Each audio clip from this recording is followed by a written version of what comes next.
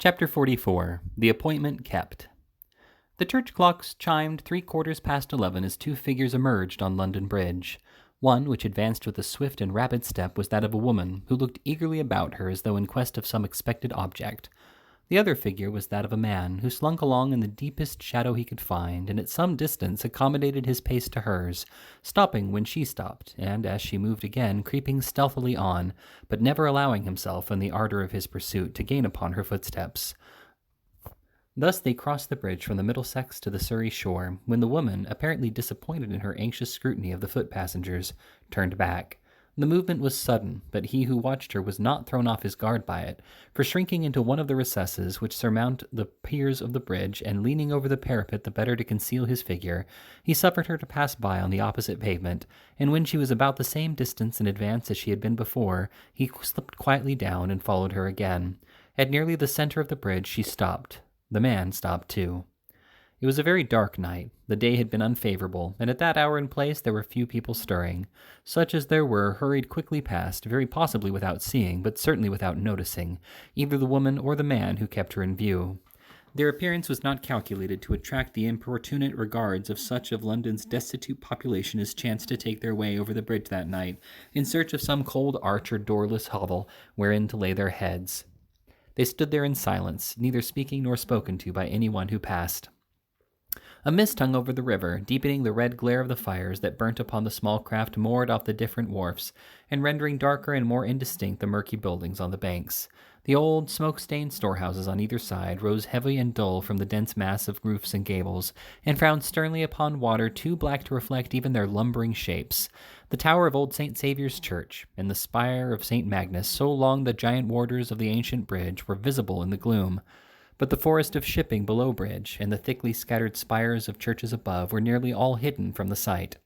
The girl had taken a few restless turns to and fro, closely watched meanwhile by her hidden observer, when the heavy bell of St. Paul's tolled for the death of another day.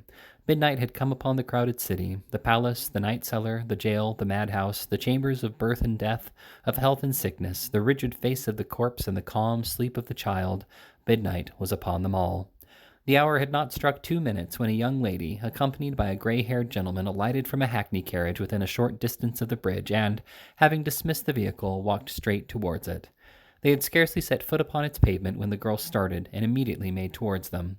They walked onwards, looking about them with the air of persons who entertained some very slight expectation which had little chance of being realized, when they were suddenly joined by this new associate. They halted with an exclamation of surprise, but suppressed it immediately, for a man in the garments of a countryman came close up, brushed against them, indeed, at the precise moment. "Not here," said Nancy hurriedly. "I am afraid to speak to you here. Come away, out of the public road, down the steps yonder." As she uttered these words and indicated with her hand the direction in which she wished them to proceed, the countryman looked round, and, roughly asking what they took up the whole pavement for, passed on. The steps to which the girl had pointed were those which, on the Surrey bank, and on the same side of the bridge as St. Saviour's Church, form a landing stairs from the river. To this spot the man bearing the appearance of a countryman hastened unobserved, and after a moment's survey of the place, he began to descend. The stairs are a part of the bridge. They consist of 3 flights. Just below the end of the second, going down, the stone wall on the left terminates in an ornamental pier or pedestal facing towards the Thames. At this point, the lower steps widen, so that a person turning that angle of the wall is necessarily unseen by any others on the stairs, who chance to be above him, if only by a step. The countryman looked hastily round when he reached this point, and as there seemed no better place of concealment, and the tide being out, there was plenty of room, he slipped aside, with his back to the pier, and there waited, pretty certain that they would come no lower, and that even if he could not hear what was said, he could follow them again with safety.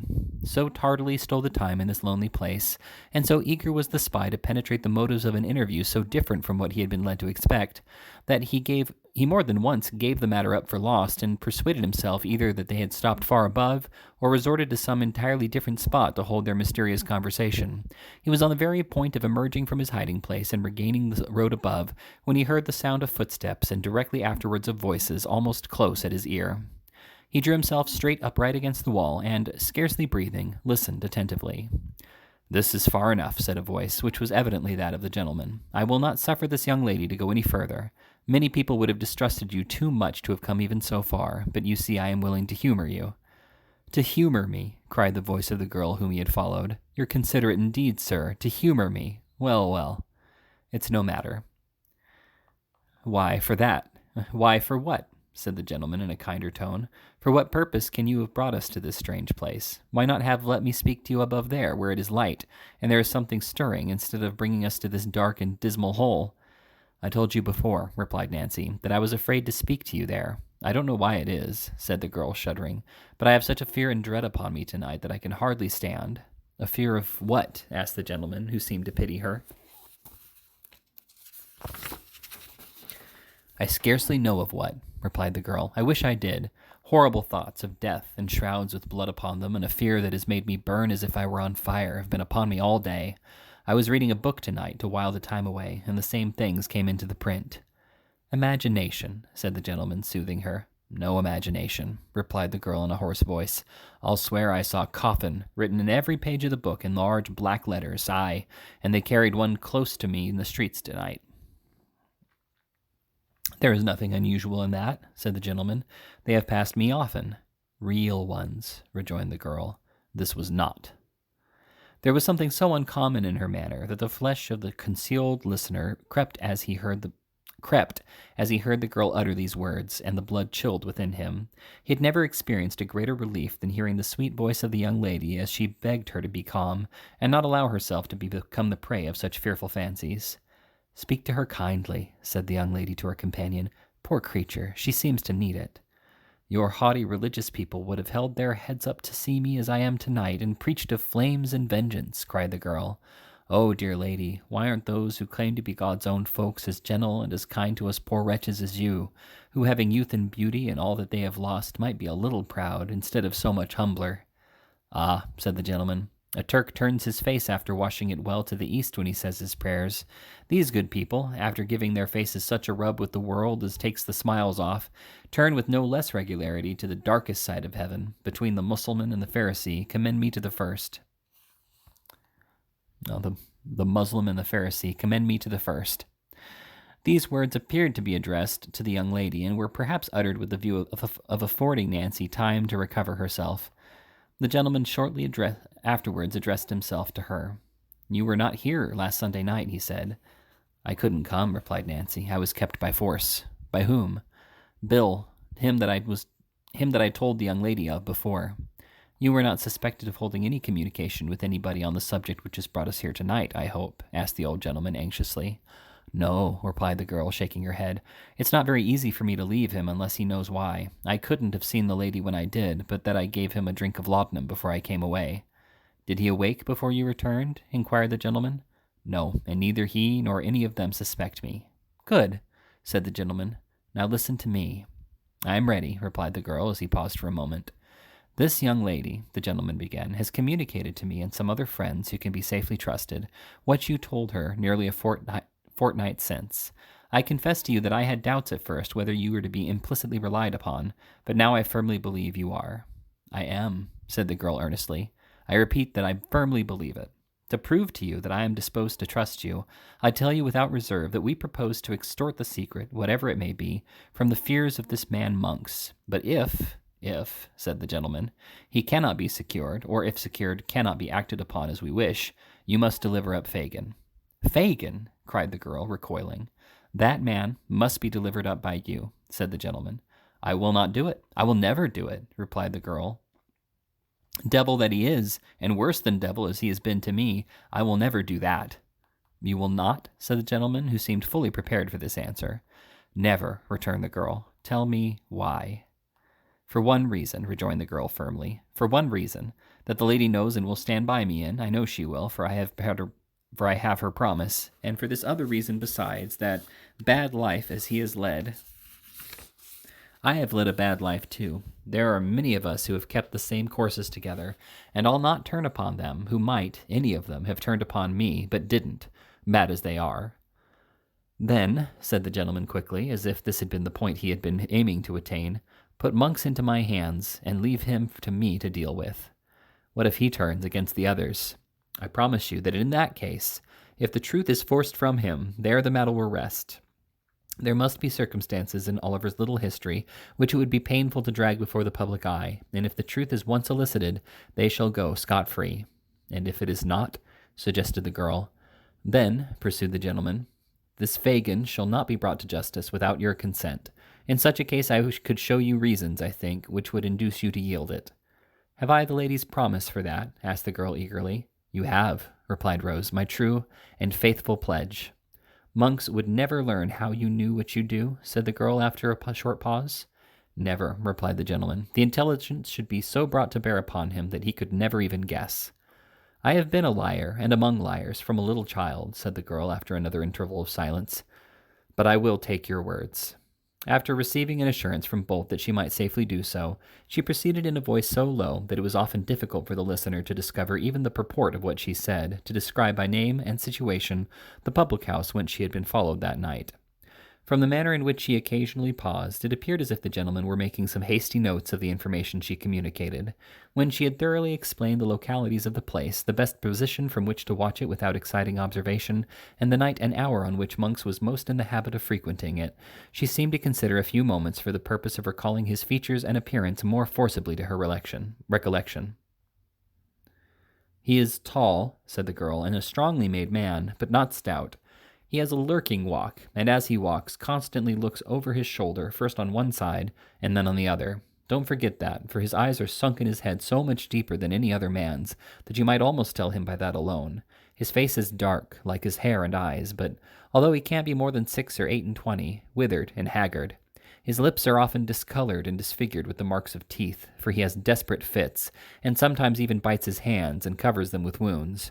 Why did you start? Said the girl, stopping suddenly. The gentleman replied in a hurried manner that he was not conscious of having done so, and begged her to proceed.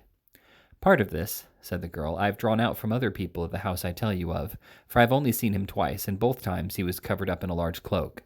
I think that's all I can give you to know him by. Stay, though, she added.